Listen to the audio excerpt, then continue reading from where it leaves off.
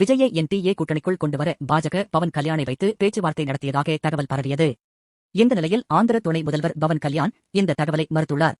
நான் விஜயிடம் பேசியே 20 வருஷங்கள் ஆவதாக ஆந்திர துணை முதல்வர் பவன் கல்யாண் கூறியுள்ளார். தனியார் தொலைக்காட்சி நேர்காணலில் பங்கேற்ற பவன் கல்யாணிடம் பல்வேறு கேள்விகள் முன்வைக்கப்பட்டன.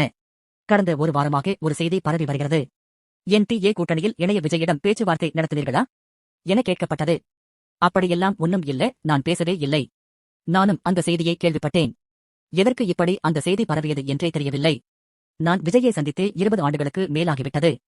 சமீபத்தில் நான் விஜயிடம் பேசவில்லை. எங்களுக்குள் எந்தவித தொடர்பும் இல்லை என்று கூறினார். இதேபோல் என்டிஏ கூட்டணிதான் இப்போதைய நேரத்திற்கு விஜய்க்கு சரியான இடமாக இருக்குமா என்ற கேள்விக்கு பதில் அளித்த பவன் கல்யாண், எனக்கு தெரியவில்லை. கூட்டணி என்பது கட்சித் தலைவர்களை மட்டும் கொண்டது கிடையாது. அது அவர்களின் கட்சி நிர்வாகிகள், தொண்டர்களின் ஆதரவால் அமைவது. எனவே அது தனிப்பட்ட விஷயம் கிடையாது என பதில் அளித்தார். இதன் மூலம் விஜயிடம் பவன் கல்யாண் பாஜக கூட்டணிக்காக பேசினார் என்ற செய்திக்கு முற்றுப்புள்ளி வைக்கப்பட்டுள்ளது.